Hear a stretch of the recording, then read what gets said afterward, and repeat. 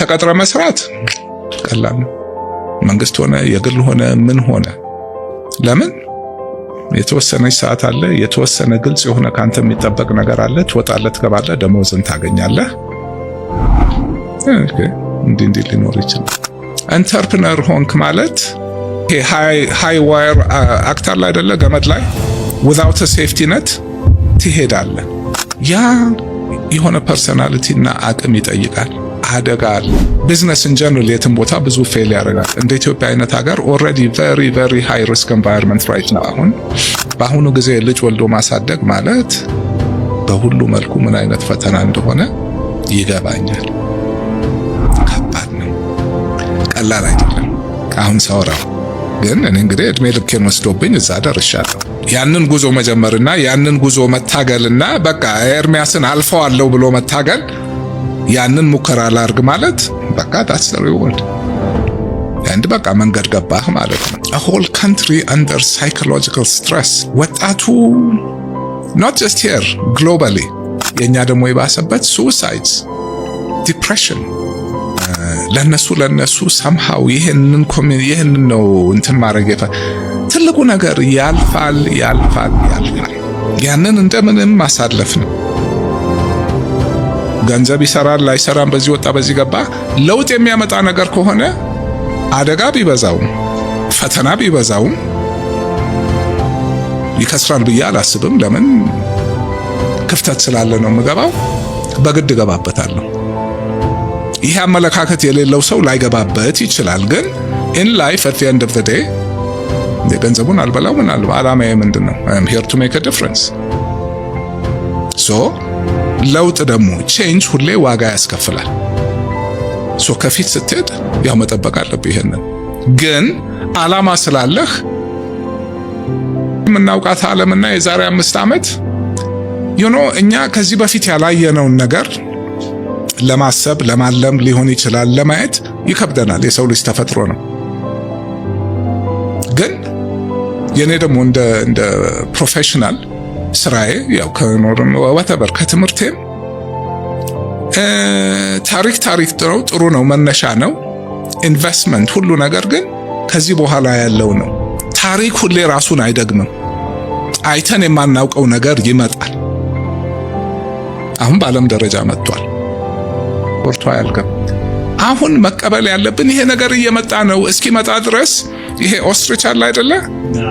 ትንሽ ኦቨርዌልሚንግ ስለሚሆንብን ግራ ስለሚገባን ምን ማድረግ እንዳለብን ግራ ስለሚገባን እንደዛ መቀበር አንችልም። ለምን በኋላ ያስከፍልሃል ዋጋው። ሪያሊቲ እየመጣ ነው። ኢትስ አንደናያብል። ሶ ኢንተርፕረነር መሆን ነው። ምንም አይነት ሙያ ይዘህ ተቀጥረ መስራት ቀላል ነው። መንግስት ሆነ የግል ሆነ ምን ሆነ ለምን የተወሰነች ሰዓት አለ፣ የተወሰነ ግልጽ የሆነ ካንተ የሚጠበቅ ነገር አለ። ትወጣለህ፣ ትገባለህ፣ ደሞዝን ታገኛለህ። እንዲህ ሊኖር ይችላል። ኢንተርፕረነር ሆንክ ማለት ይሄ ሃይ ዋየር አክተር ላይ አይደለ ገመድ ላይ without a safety net ትሄዳለህ። ያ የሆነ ፐርሰናሊቲ እና አቅም ይጠይቃል። አደጋ አለው። ቢዝነስ ኢን ጀነራል የትም ቦታ ብዙ ፌል ያደርጋል። እንደ ኢትዮጵያ አይነት ሀገር ኦልሬዲ ቨሪ ሃይ ሪስክ ኤንቫይሮንመንት ራይት ነው። ምን ክፍተት ነው ገበያ ውስጥ ይገባኛል። ብዙ ሰው ተገዶ ወደ ቢዝነስ መግባት አለበት። ለምን ስራ መቀጠር ካልቻልክ ቤት አተኛም።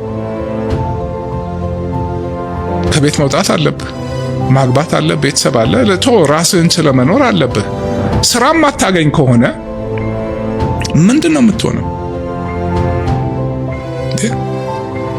በቃ ወጥተህ መንገድ ላይ መኪና ማጠብም ሆነ ቆሎ መሸጥም ሆነ መለመንም ሆነ ሳምቲንግ ከተማ ነው። አሁን አብዛኛው ሰው ቤተሰቡ አዲስ አበባ አይደለም፣ 90% እዚህ መጥቷል።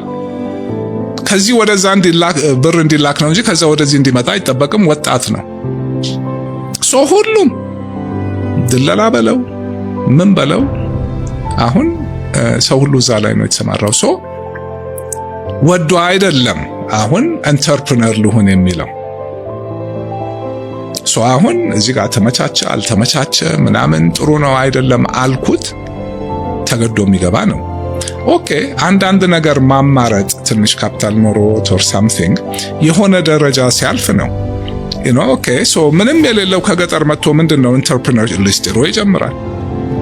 ከዛ ቀጥሎ ምንድነው ሜቢ ሱቅ በደረቴ፣ ከዛ ቀስ ብሎ ሱቅ፣ ከዛ ምናምን እያለ ያድጋል። ይሄ በቃ ይሄ ትልቁ ሰፊው ማይክሮ ኤንተርፕራይዝ ምናምን ኢንፎርማል ሴክተሩ ዲቨሎፒንግ ካንትሪስ ሁሉም አሁን ይሄ ነው እድገቱ። ሰው ወደ ከተማ እየመጣ ነው፣ ስራ የለም ምናምን፣ የኛ የባሰ ነው። እነዚህ ሰዎች አሁን ተገደው ነው ቅድም ያወርኩት ሪስክ ኢዝ ኤቭሪዌር። ኢንፍሌሽን የኮንሱመሩን ፐርቼሲንግ ፓወር ገድሎታል። የሁሉ ነገር ዋጋ ጨምሯል። የገዢው መግዛት አቅም አልጨመረም። እዚህ ማክሮ ፒክቸር ውስጥ ተገደህ ነው። ቢያም ደግሞ ተገደህ ገብተህም ችግሮች አሉ። ተማረ፣ እሺ what it's worth፣ ተመረቀ። ብዙ ከገጠር የመጣለ ገጠር ተመልሶ መሄድ ያለ ተምሯል፣ አይቷል። ኤክስፔክቴሽኑ ከፍተኛ ነው። ግን አመት ያህል 2 አመት ያህል 3 አመት ያህል ስራ የለም። ሱነር ኦር ሌተር በቃ የማትሰራው ስራ የለም። አሁን በእንደዚህ ሁናቴ እዚህ ውስጥ ብትገባ ይሻላል ብዬ ምንድነው የምመክረው? ነገርኩ። ሊስትሮ ችግር አለው፣ ባለሱቆች ችግር አላቸው፣ ሬስቶራንቶች የሁሉ ኢንግሪዲየንት ዋጋ በቃ የት ወጥቷል። የምናምን ዋጋ ምን እንደገባ ታውቃለህ? ሽንኩርት በለው ዘይት በለው ምን። እሺ እስከ መቼ ነው ዋጋ የምጨምረው ምግቡ ላይ? የሆነ ፖይንት ላይ መጥቶ የሚበላ የለም። አሁን ወጪህ እንዲመጥቷል ምትለው ተቋም የለም። እንኳን ከታች ከላይ ያለ ፕሮፌሽናል ሰራተኛ ሁሉ አሁን ሊኖርበት የሚችለው ደሞዝ የለውም። ስለዚህ ምንድን ነው የሚያደርግበት? እዛ ቁጭ ባለበት እኔም በሆነ አደርገዋለሁ። ቤተሰቤን መቻል አለብኝ። ጫናው ማለው? ተገልጋይ ላይ፣ ገዢ ላይ። ግን ያም ቢሆን የተወሰነ ሰው ያለው እድል ነው። ሌላው ምንድን ነው የሚያደርገው? ስልንገባ ነው የማትማራቸው ነገሮች አሉ ህይወት ውስጥ። ኑሮ ብቻ የሚያስተምርህ። በእኔ ኑሮ አብሶ ያላየሁት የተራራ ጫፍ የለም፣ ያልገባሁበት ገደል የለም። እስር ቤት ማለት ማዕከላዊ አለፈ። ይሁን እዚህ አክሰስ ሪል ስቴት ላይክ እንዳለ ሁሉ ነገር ነው ግልብጥብጡ ነው ያወጣው። አለፈ መጣ። ይሁን አሁን መልሶ መልክ ይይዛል። በግለሰብ ህይወት ይሄ ይመጣል፣ በተቋም ሀገር ይመጣል። አሁን ያለው የምናልፈው ወቅት ሁላችንም አሜን እንዳንቀውስ ማለት እንደሚያልፍ አንርሳ። ምን ያላለፋል? ጥሩም መጥፎም። የመከራ ጊዜ ይመጣል ይሄዳል፣ በአገር ህይወትም። ተስፋ መቁረጥ የለብንም። አሁን የምናየው ላይ ቆመን ከዚህ አልፈን ሆራይዘኑን ማየት ካልቻል ሆፕ ታጣለህ። ያ ማለት ደግሞ ያው መሞት ማለት ነው። ህይወት እስካለ ሆፕ አለ። ሁሉ ነገር ለውጥ is the only thing we know in life። የመጨረሻው ጨለማ ቀን ይነጋና ይሄዳል። ያ ብርሃን ደግሞ እንደገና ይጠፋል። ይሄንን አስበን አሁን ያለው ወቅት እንዳለ ሆኖ they say timing is everything። ክራይሲስ ማለት ምንድን ነው? ለኛ ክራይሲስ ማለት አንድ አደጋ መጥቶብናል፣ ኦር አንድ ደግሞ የምንፈልገው ነገር ሊያመልጠን ነው። በጣም ትልቅ ቦታ ሰጥተነዋል። ስለዚህ ያስጨንቀናል። ፐርስፔክቲቭ እኔ አሁን በሂደት በቃ አሁን ለምንም ነገር ያለኝ አመለካከት ከልኩ የሚያልፍ ነገር የለም። አየሁት። የኔ ኃላፊነት አንደኛ ነገሮችን መረዳት። ያልተረዳኸውን ነገር ትክክለኛ መፍትሄ መስጠት አትችልም። ያ ማለት ከዛ ቦታ ራስህን ማውጣት አለብህ።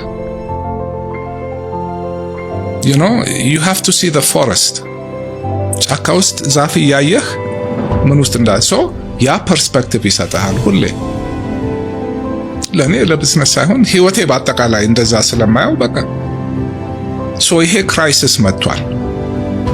ሲጀመር ቦታ የምሰጣው ነገር ከሆነ አቅም የፈቀደውን በተረጋጋ አእምሮ በስሜት ሳልነዳ መሆን ያለበት እንደሚሆን ተቀብዬ ያንን ደግሞ ዳይሬክት ማድረግ አቅም የፈቀደውን አረጋለሁ። ከዛ በኋላ የሆነው ይሆናል። የሚሞት ሰው የለም። ቦታ አስቀምጥለታለሁ። እንግሊዞች አንድ አባባል አላቸው which I like tempest in a teapot ይላል። ቲፖት የሻይ ጀበና ነች። ቴምፐስት ማለት ደግሞ የስቶርም መጨረሻው ነው። አውሎ ንፋሱ፣ መብረቁ፣ ዌቭ ውሃ ላይ ሆነህ ነው። የዓለም መጨረሻ ይመስላል። አንድ ጀበና ሻይ ስትጥድና ስትከድነው እዚህ ውስጥ ከሆንክ የዓለም መጨረሻ ነው። it's a tempest። ወተህ ስታየው ሻይ የፈላ ነው፣ ልጠጣው ነው። ነምበር 1 ፐርስፔክቲቭ። ያ ሲሆን አይምሮህም ይሰራል፣ ታገናዝባለህ። በተረጋጋ መንፈስ ነው በፍርሃትም አይደለም የማይሆን ነገር የምታረገው ምናምን ነገር ኤንድ ውስጥህ ይረጋጋል። ቢዝነስ ስትገባ ለክራይሲስ ራስህን አስበህ አዘጋጅተህ ይገጥመኛል ብለህ ነው የምትገባው። በምትገባበት ስራ ደግሞ ምን አይነት ክራይሲስ ሊሆን እንደሚችል ቀድመህ ግን የማታውቀው ይመጣል። ግን ትልቁ ነገር አንደኛ ሁሉን ነገር don't put all your eggs in one basket። ያ ነገር ጠፋ ማለት ህይወትህ የሚጠፋ ከሆነ it is a crisis። ቢቻል ራስህን እንደዛ አይነት ሁኔታ ውስጥ አለ አንድ ነገር ከታመምክ በኋላ ከመታከም ላለመታመም መጠንቀቅ፣ ክራይሲስ ላለመግባት። ክራይሲስ ሲቹዌሽኖች ከየት ሊመጡ ይችላሉ? ለዚህ ነገር ዝግጁ ነኝ፣ ፍቃደኛ ነኝ። prevention an ounce is worth a pound ኪውር ፍለጋ ከመሄድ መጀመሪያው እሱ ነው። በእኛም አባባል አለ፣ ስትገባ ተጠንቀቅ፣ ስትወጣ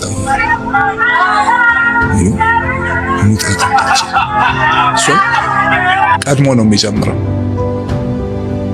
እኔ ስገባባቸው ያልጠበቅኳቸው ግን አሁን የምገባባቸው ነገሮች ሁሉ የሆነ ቻሌንጅ ክራይሲስ እንደሚኖር አውቃለሁ። ግን አም ሬዲ አንድ አንደርስታንዲንግ ይሄ ነገር ሊመጣ እንደሚችል ሲመጣ ደግሞ ነገሩ ምንድነው?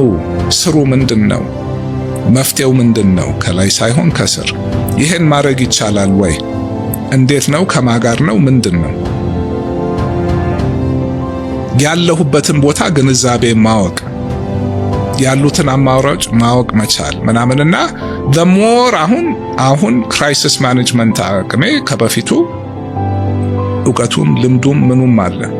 ደግሞ አንዱን ስታልፍ ብዙ ተመሳሳይ ነገሮች አሉ፣ ትለምደዋለህ፣ ስሜቱም አይኖርህም ምናምን ነገርና the other thing is to think ቅድም እንዳልኩህ ጫካውን ማየት and ደግሞ ሲስተሚክ የሆነ ቲንኪንግ።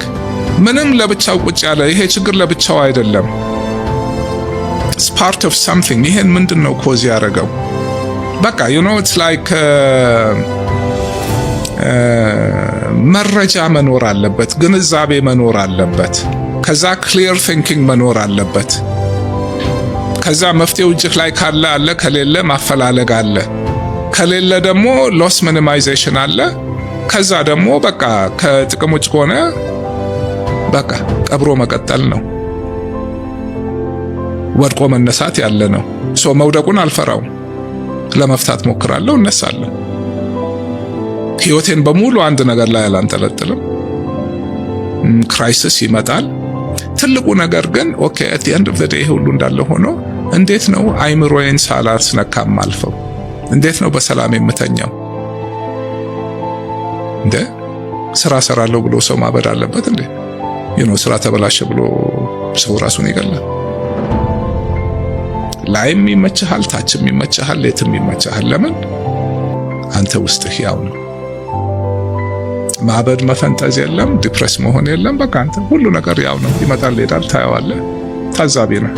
አንተ ራስህ ተዋናይ ሆነ ማለት ያ ማለት ግን በቃ ምንም ስሜት የለህም ምናምን አይደለም። በቃ ህይወት ውስጥ ሰላም ለመግዛት ያንን ማድረግ አለብህ። ያ ደግሞ በህይወትህ እንዲህ አይነት ከባድ ስራ የለም።